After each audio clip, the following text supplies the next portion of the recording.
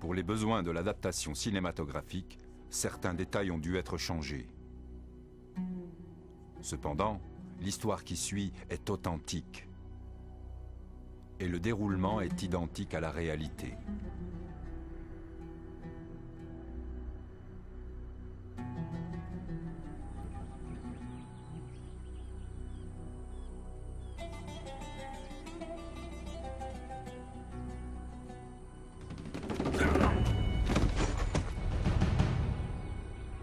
L'attaque par surprise est la clé de la victoire. Vous devez passer à l'action tellement vite que votre ennemi n'a pas le temps de réagir. Assurez-vous que vous tranchez bien d'une artère à l'autre. Soyez déterminé et énergique. Ne lui faites pas de cadeaux. Nous vivions et nous étions entraînés dans le désert pour une seule raison. Retourner en Égypte et renverser le gouvernement.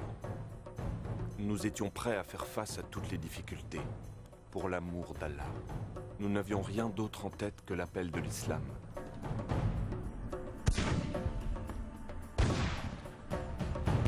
Pour nous, il n'y avait que deux choix. Le premier était de mourir et d'aller au paradis. Le second était de vivre en gagnant la bataille. J'étais un excellent tireur et on m'entraînait pour que je devienne un sniper.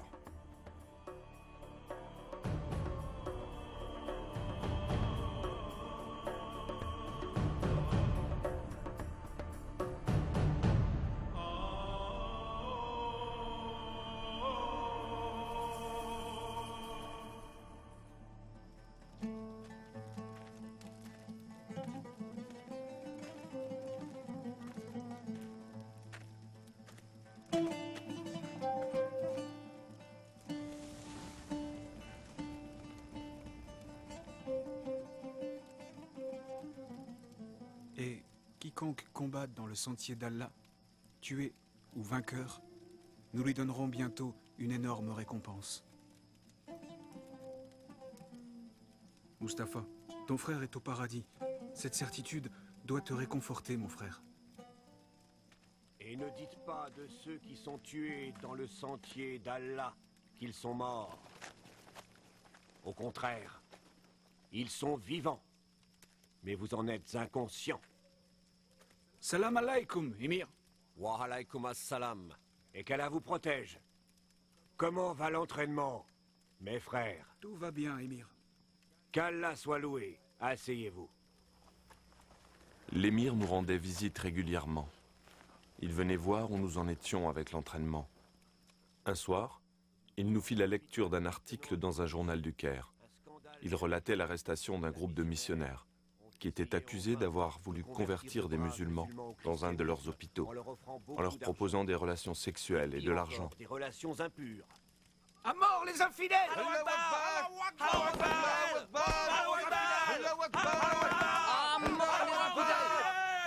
Du calme. Du calme. Silence! Pour nous tous, c'était une humiliation. C'était le mois du Ramadan. Nous ressentions le besoin de défendre notre Dieu et nos convictions. Tout le monde était furieux.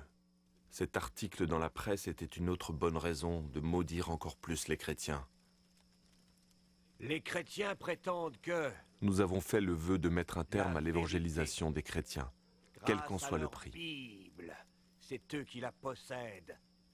Ils croient que ce livre révèle la parole de Dieu. Mais l'émir écarta la confrontation militaire. Il proposa une confrontation de logique, qui consisterait à écrire un livre prouvant que la Bible avait été modifiée et ne pouvait donc pas être prise au sérieux.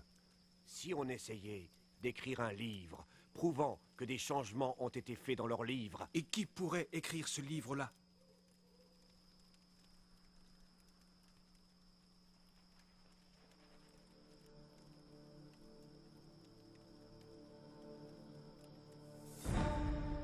qu'est-ce qui te prend? C'est un simple livre qui te fait peur? Les chrétiens jettent des sorts et font même de la magie avec ce livre. Ma mère en a été témoin. On dit aussi que tous ceux qui lisent ce livre deviennent comme envoûtés. Il est maudit. Je ne peux pas le lire, Émir. Non, non, je ne peux pas le faire. Attention, ceci est ma volonté. Si tu crois en Allah, et si tu crois au dernier jour, tu dois faire comme je dis, Khalil. Non, Émir. C'est impossible. Non, non. Khalil, Non, Émir, je vous en prie. Trouvez quelqu'un d'autre pour ce travail. c'est une mission très importante. Et avec toi, je sais que ça ira. Tu es le seul capable d'écrire ce livre, j'en suis convaincu. Sans doute. Et vous me demandez de les aimer, de penser comme ces infidèles. Je peux pas. Si vous me dites de tuer les chrétiens d'Égypte, je le ferai avec plaisir. Mais lire ce livre maudit est au-dessus de mes forces. Tu es un grand croyant.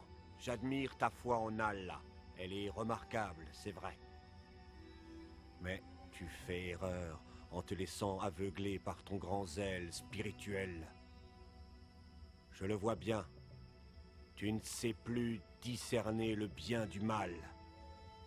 Te rends-tu compte du très grand honneur que l'accomplissement de ce devoir t'apportera, sans parler du respect de tous tes frères? Tu seras le premier à exposer tous les mensonges colportés par les Juifs et les chrétiens. Pour ce travail, tu recevras 500 livres par mois, que je te remettrai moi-même.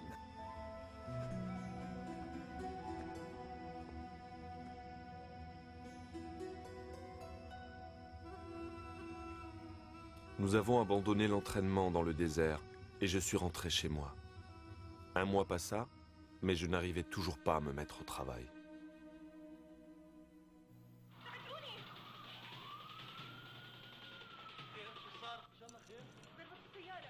Dites-moi, qu'est-ce qui s'est passé dans la série? Cette pauvre femme, Oh, qu'est-ce figure-toi qu'elle que a? son fils vient d'avoir un accident et il est dans le coma. C'est horrible. Pose ça et regarde avec nous, maman. الحمد لله بس حبيت اقول لك اني اليوم صرت اخذت على الشيف تاعي سمعت انه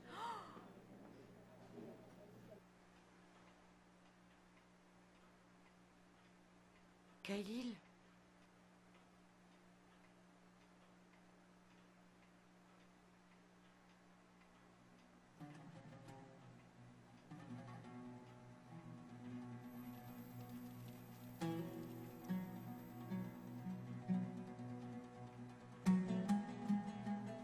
Je vous ai dit de ne pas regarder ces programmes mais hérétiques. c'est pas ce que tu crois.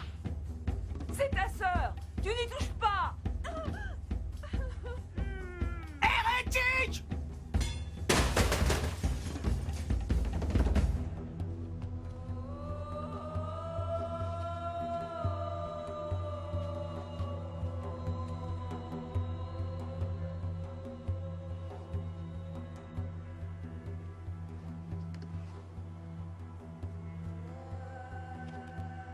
Finalement, je pris la décision d'obéir aux ordres de l'émir. Je lui devais obéissance. Alors j'ai commencé à accomplir ma mission. Mais je ne savais vraiment pas par où commencer.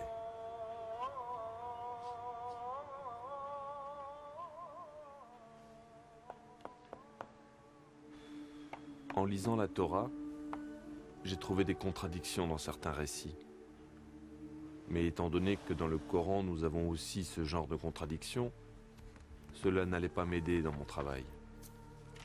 Si nous disons que ces erreurs rendent la Bible moins crédible, nous devons juger le Coran avec les mêmes critères. Alors j'ai continué de chercher des erreurs plus importantes. Mais je n'en ai trouvé aucune. Ensuite, j'ai lu la Bible en entier. Mais je n'ai pas trouvé le genre d'erreur que je cherchais.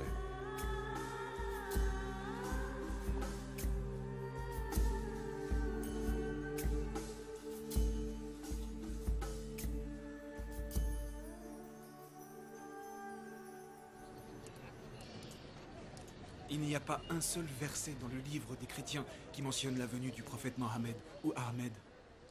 Je t'ai apporté quelque chose. Je crois que c'est ce qu'il te faut. Tiens, Démontrez la vérité. dans ces livres, il est fait référence à 26 passages des livres religieux dans lesquels est mentionné le nom du prophète Mohammed. Salut et bénédiction sur lui. Salut et bénédiction sur lui. Ces références apparaissent dans la Torah et les évangiles. Dommage que je les ai pas eus avant. C'était mieux ainsi. Je voulais que tu lises d'abord la Bible en entier. De cette façon, tu la connais et tu peux en discuter. Quand tu publieras tes conclusions, tu seras capable de les expliquer. Khalil, mon fils, ce livre que tu es en train d'écrire n'a rien à voir avec tous les autres livres. On n'a jamais écrit de manière aussi directe sur ce sujet. Si Allah le veut, nous aurons de bons résultats. Si Allah le veut, j'ai pleine confiance en lui. Il nous aidera.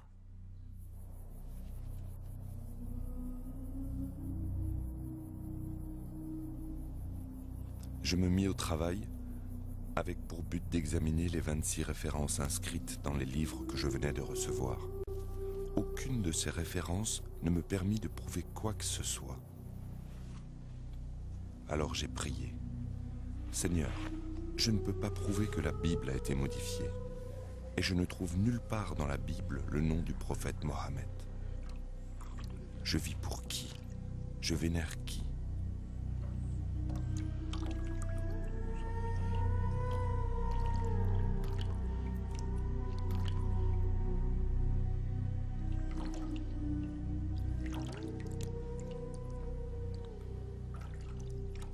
Et j'ai pensé, si la Bible est le vrai livre de Dieu, alors quel est l'avenir du Coran? Ces livres ne peuvent pas dire la vérité tous les deux, puisque leurs enseignements vont dans des directions différentes. J'ai donc commencé à écrire un protocole de recherche que j'ai intitulé « Le Coran est-il la parole de Dieu ?» À la fin, j'avais écrit entre 200 et 300 pages. Un jour, l'émir me fit une visite surprise. Je vous prie d'attendre Khalil ici. Il va être de retour dans un instant. Je vous remercie.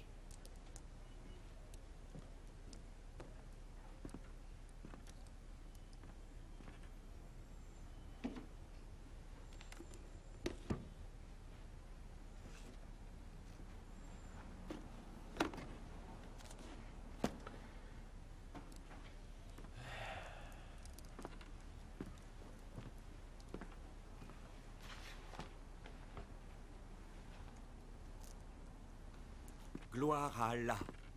Il a enfin commencé l'écriture du livre.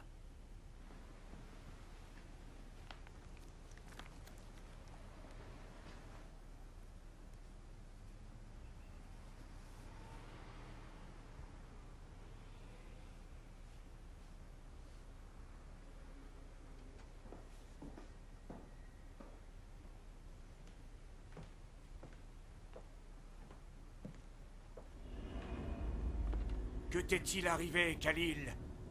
Qu'est-ce que tu écris? Tu vas pas me dire que le Coran n'est pas la parole de Dieu?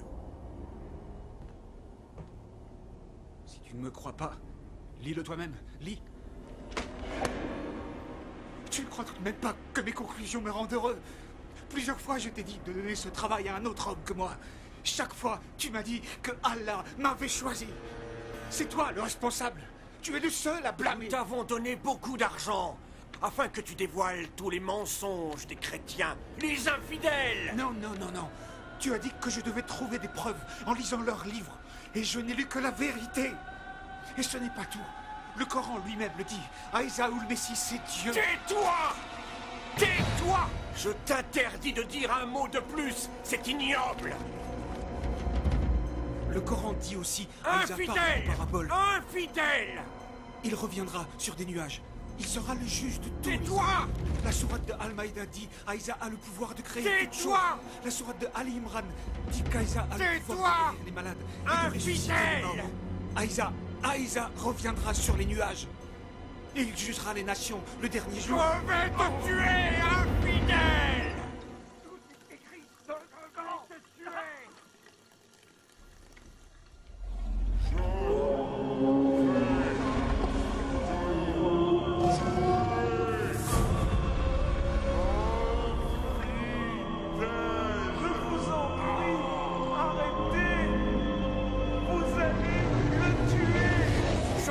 Tuer, infidèle, je vais te tuer! Écoute-moi. À partir d'aujourd'hui, on ne se connaît plus. Je préviendrai le groupe que tu as abandonné notre foi. Et si un jour tu veux montrer ces saletés, je te préviens, je te tuerai de mes propres mains! Infidèle! Khalil! Khalil! Mais je vous le dis, aimez vos ennemis, bénissez ceux qui vous ont maudits, faites le bien envers ceux qui vous détestent, et priez pour ceux qui profitent de vous et vous persécutent.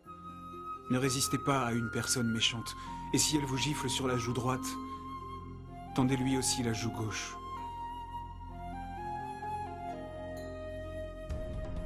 Combattez les infidèles, car ils n'ont pas la foi. Combattez les polythéistes de la même manière qu'ils vous combattent. Combattez ceux qui ne croient pas en Allah. Combattez, combattez, combattez. Même s'ils sont des pères, des fils et des maris, tuez-les.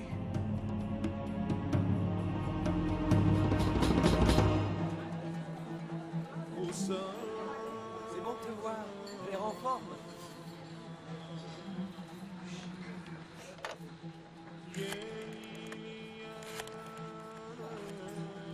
Joue une musique plus gaie.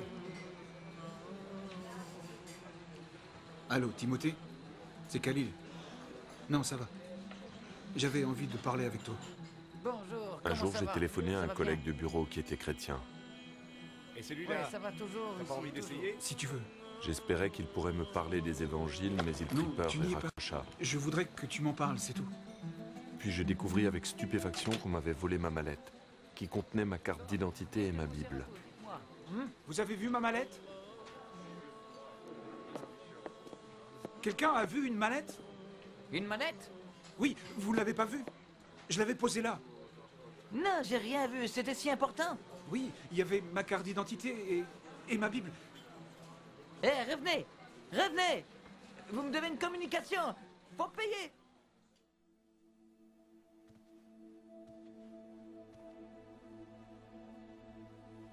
Dieu, entends ma prière.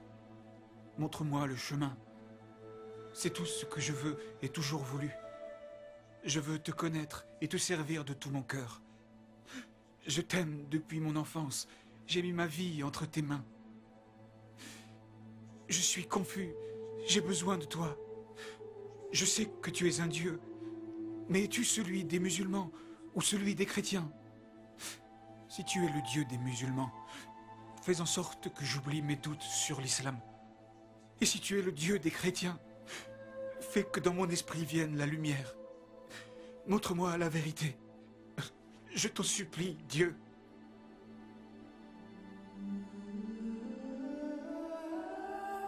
Cette nuit-là, je dormis profondément, comme je n'avais jamais dormi de toute ma vie.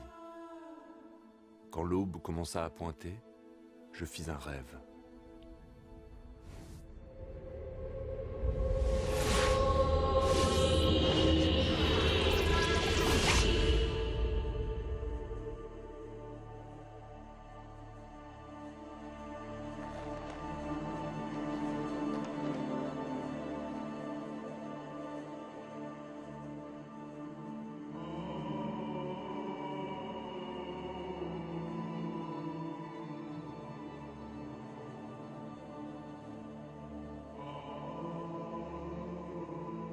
Tu as toujours des doutes à mon sujet.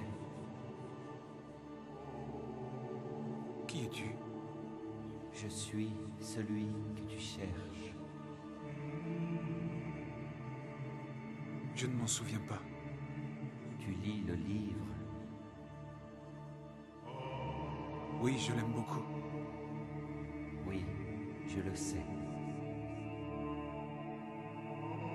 Je ne l'ai plus. On me l'a volé. Le livre ne peut jamais être perdu. Lève-toi et ouvre ton armoire. C'est là qu'il se trouve.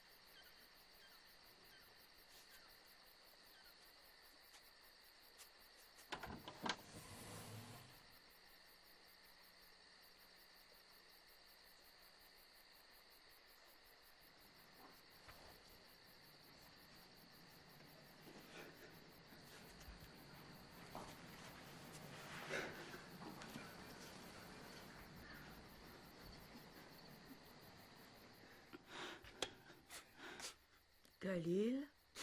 Mère, tu dois me pardonner. Je croyais suivre les préceptes de la vraie foi. C'est pour ça que je t'ai traité aussi durement. J'étais ignorant. Pardon, je veux te baiser les pieds. Oh mon Dieu, qu'est-ce que tu as? Qu'est-ce qui t'arrive? Dieu m'a guidé vers la vérité. Maintenant, le Dieu que je connais n'est pas le Dieu qui me guidait avant. Mais enfin, il n'y a qu'un seul Dieu. Oui, mère, et il m'enseigne de t'aimer et de t'obéir. Quel est ce Dieu, Khalil? Il est le vrai Dieu, qui a été révélé en Christ, ou Aïsa, comme on dit dans le Coran. Pas si fort parce qu'ils croiront que t'es devenu cinglé. D'accord, je vais faire comme tu dis. Mais est-ce que tu me crois? Pourquoi je ne te croirais pas? Tu n'as jamais été aussi gentil. Ne t'inquiète pas, mon fils. Dieu n'abandonne jamais ceux qui ont foi en sa bonté. Je t'en prie, dis-moi que tu me pardonnes.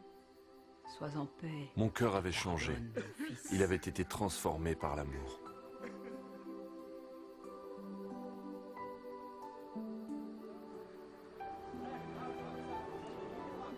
Je ne pouvais plus dormir. Je me suis promené jusqu'au matin. Tout ce que je voyais était magnifique.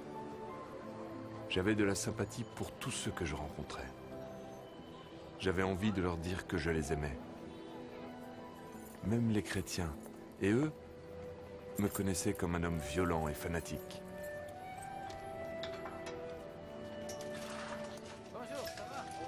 Bonjour, Georges. C'est moi, Khalil. On n'est pas encore ouvert. Ne crains rien, c'est pas moi. encore ouvert. Je suis venu te parler. Je viens C'est pas implorer encore ton pardon. ouvert. Je t'en supplie. On pourrait pas en parler plus tard? J'ai changé. Je le vois. Je ne suis plus le même. Avant, j'en voulais à tous les chrétiens. Je te demande de me pardonner. Pardonner? Car tu as changé? Oui, j'ai changé. Je te demande ton pardon.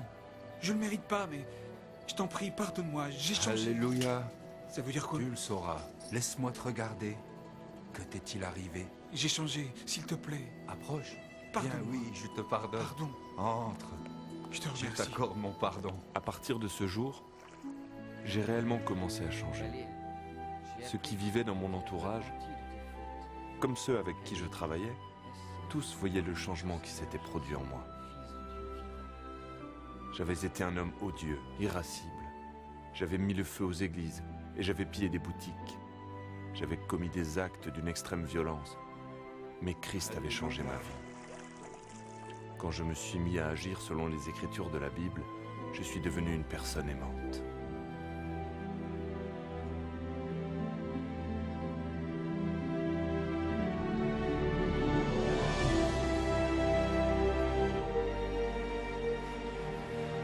Je suis libre maintenant. Le Fils m'a donné ma liberté. La vie est en Christ et la mort est un gain.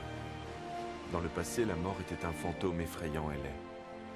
Mais aujourd'hui, la mort ne commande plus. Je suis maintenant en Christ et toute chose est nouvelle.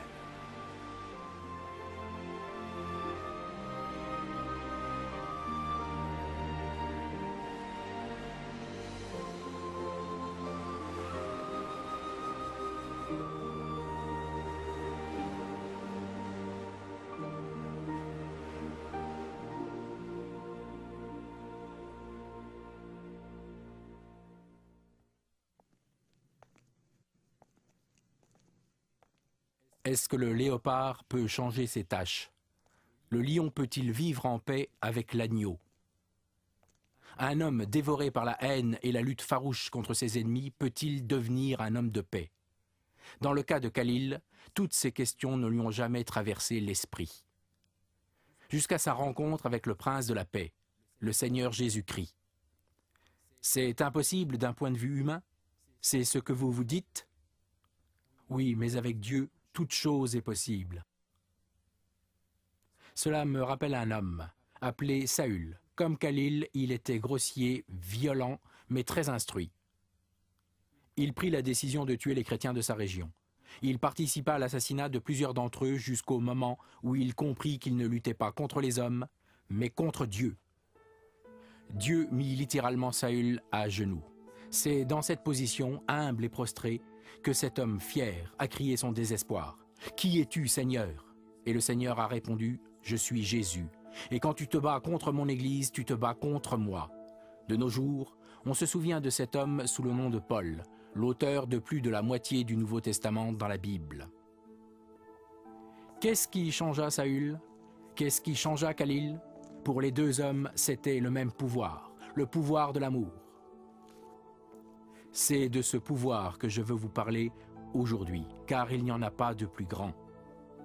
Dieu est amour, c'est ce qu'enseigne la Bible. Dieu est tout-puissant. Il connaît toutes choses et en outre, il est présent partout. Mais en essence, Dieu est amour. Dieu ne veut pas que l'homme périsse, mais au contraire, il veut que tous les hommes se repentent et connaissent la vérité. Ce qu'il veut, c'est que nous vivions avec lui au ciel pour toujours.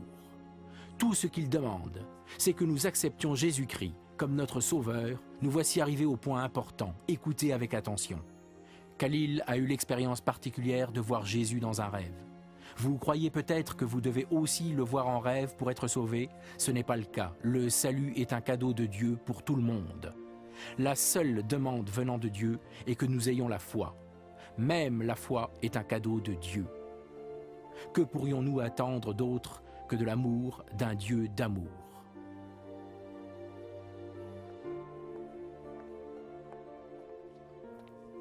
Aimeriez-vous recevoir le cadeau de la vie éternelle?